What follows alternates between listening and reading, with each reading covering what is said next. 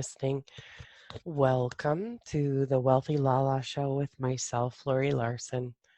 Today is episode 201-2, and it's the last day of September, depending on when you're listening. Wow! And one of my daughter-in-laws, her sister, is in the process of having a baby. Well, I don't think she's had it yet. She could have. But so exciting! You know, new birth in the time of fall. It's fall here in Alberta. And I'm just so incredibly grateful that while I was away for the week, when I came home, I got almost a week of the leaves before we got a frost the other day that had a lot of the leaves fall. So there's still some. So it's still enjoyable, and it's beautiful to see them on the ground, all the different colored leaves.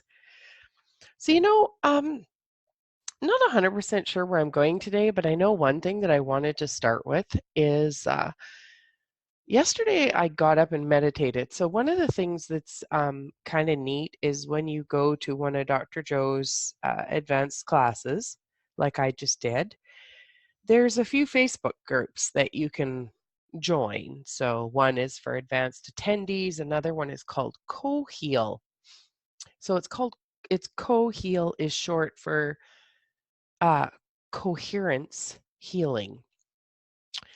And apparently this group was started in Australia, and then it expanded over the years to then include all around the world. So now one of the things we do during Dr. Joe's workshops is called coherence healings, and it's where you change the energy of the field that is around a person. And he shows in a workshop that actually it's not actually what the light that we emit out. It's actually when what they call an aura kind of thing. That's my word. That's not Dr. Joe's word. I can't remember what he would call it, but like the energy around the body. You know how you've seen, or if you've ever seen those, I think they're Carillion photography, and you can see a field around a person's body. And they discovered that it's not actually the energy that emits from your body that creates that field to be distorted or not. It's actually whether by your distortion of energy creates a distortion of energy in the field and doesn't allow light energy from the field in to you. So I thought that that was kind of interesting, because most of us think that it's from us out, but it's actually from the field in to us. So we can still have disruptions in our field, however they're caused, but that creates, the divine universe, quantum, the field to not emit light to us, rather than, we just don't receive it, or depending on our state of field around our body. What was interesting about that, and I'm kind of sidetracking from where I was originally going to go, but I'll come back around to that. He talked about a man who did a study on women who had, female area problems. I think it was uterine cancer. And what they discovered is they took a whole bunch of women, and they looked at their field, and if they had a certain pattern in the field, these women had, so the women that they knew that had uterine cancer had a certain pattern in their field around the body. And then what they discovered was that there was some women that they tested that had that same pattern but did not have the disease. But as they watched them, they did end up getting that same disease. They got the uterine cancer. So they knew, like, however that study went, it explained that it's not the light we emit out, it's the light that's admitted in, that we allow in through our energy field. So anyway, so he does these coherence healings, and when you go to a 7-day, you'll get anywhere from 6 to 8 people that will stand around a person or sit. They'll actually sit around a person, and they open their heart, they tap into the mystical, tap into miracles, tap into the healer that they be, and then just open your heart, and then take this energy that comes through your hands and have it go towards the person that's on the floor, and the coherence that's created with all of the people that are around this person can help change that energy field on the person and can create, a healing. And of course, it depends on the person, depends on the field, what if, what is or if is anything is healed. I remember when Dr. Joe did his Portland class back in July, he was saying that there was it 80%? 80% of people who received a coherence healing had received either small, a significant, moderate, or a small, slight, I can't remember the word he used, change in their, condition, their state. Because you can actually heal not only on a physical level, you can also heal on an emotional level, you can also heal on a spiritual level. Because what I've noticed for myself since I've come home from this workshop, like, yes, I definitely do feel better. Like, I feel better physically. I feel more alive in my body, which is really, really interesting. I feel alive in my body, something I've not experienced before with this, like, especially this often. I'm feeling it every day. But one of the things that's changed is that, and I had talked about this before in previous podcasts, was that I didn't feel safe in this world. And I've noticed that has changed, that there's something different there. Over the last, I don't know how many years, my hubby has said to me, let's go on a holiday. And I'll be like, okay. So I go with him. And I've always known I haven't had the interest in traveling that he's had. And probably I would say in a way that that's still the same. But I also before did not have a level of even enthusiasm or gratitude for what I was experiencing, or even, say wanting to go with him. I was kind of indifferent to it. Now I'd go, I'd have nice times, and there was a comfort that I preferred with being at home and being in, familiar areas. Now, Dr. Joe talks about that, you know, often what we call familiar, we call comfortable, we'll say feels right.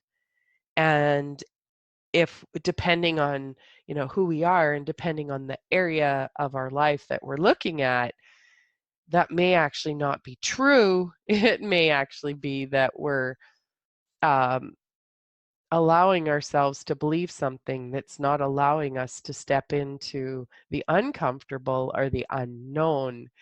uh, and again, like Dr. Joe really recommends that, like, that's where life is living on the edge, living in with the unknown, letting the divine, the quantum field, surprise and delight you with the things that you want. So, if you're a person who wants to have more money and you've just decided the only way you can get it is with a lottery, but the universe has got all these other ways, you're not going to allow yourself to receive the surprise and the delight, like a free trip, or, someone buying you a coffee, or, someone gifting you a shirt. Like all of these different ways that you could be surprised and delighted with abundance and money coming to you. So, yeah. Anyways, yeah. Just kind of playing with the energy of that. And yeah. So the first thing that I was going to talk about though too with regards to this is that on Facebook there's a Co-Heal International group, and within this community I think there's about 6,000 people in it when I was looking. Oh, no, 3,400. So these are people that have all chose to join the group, that have all taken advanced workshops with Dr. Joe, and who have experienced either personally or as a healee, uh, healer, as a healie or healer, have experienced the coherence healings. And so they have this Facebook group. And within this group, like people can actually choose to ask for a coherence healing for themselves or for someone that they love. For some reason, I'm yawning this morning.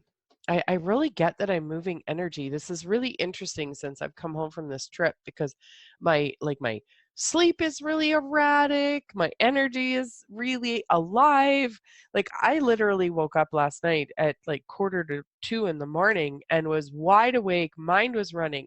And see, that's actually what I was gonna say was that I was gonna get to because it was so profound when my mind was running. But first, within the co-heal group, not only do they offer healings to people, so people can request one, um, but also they do meditations. So they're doing meditations at any time of the day. Well, yesterday when I woke up at right around 4 in the morning, and I went and I looked at my phone to the schedule, and there was a meditation starting at that time.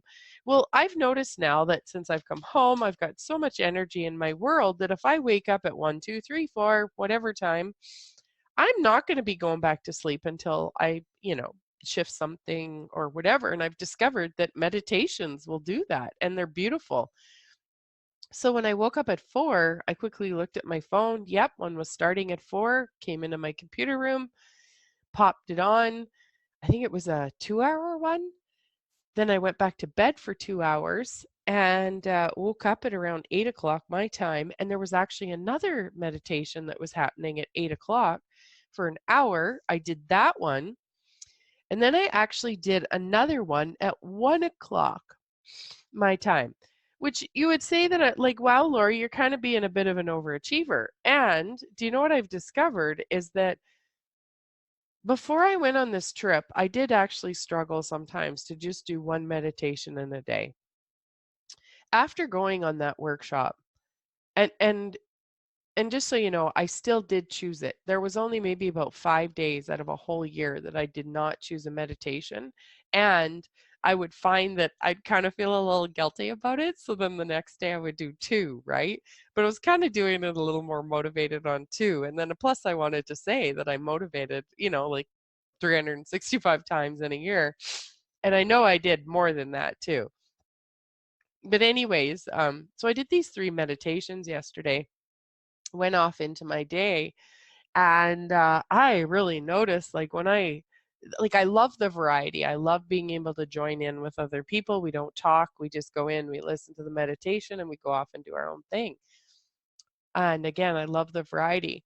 Now, what I've noticed is since I've come home, I have done for sure 2, if not 3 meditations now every day in some form or another. They could be as long as 2 hours, they could be as short as a half an hour, but I've been doing 3. Like I make the choice to sit down and I've done 2 or 3. And you know what's happened, people? My awareness is becoming off the roof. Um, Dr. Joe talks about that as like raise the energy. Now, again, these are my words, but you raise the energy in your body and you allow yourself to tap into the unified field, the quantum field, the divine, where all of the possibilities exist. More possibilities come to you.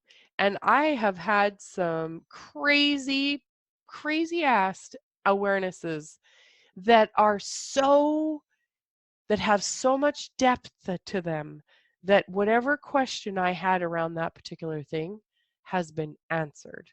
It is simply incredible. I'm actually in awe. I am in awe with regards to it. Uh, Wow. And now when I look over my journey of the last year when I would meditate and then all these things sort of showed up in my world, like clarity of things that weren't working for me. Now I see that what felt like sometimes where my meditations weren't really very good, or I didn't feel like I, you know, talked to any special beings or anything, they were working. It was like that subtle, subtle shifting that was contributing to me and my life and my body. Because holy people, since I've come home, is the clarity to what I want and what doesn't work for me. It is spot on. It is loud, and I'm actually uh, receiving the intensity of the awareness, like the intensity of the clarity, and I'm loving it. So, anyways, you guys, if you've ever been thinking about meditating, tell you, for me, it has changed my life. So, thank you so much for listening, people. And as my friend Tracy says, if I saw you right now, I'd kiss your whole face. That's what she says to her grandkids. It's so cute. And you have an amazing rest of your day.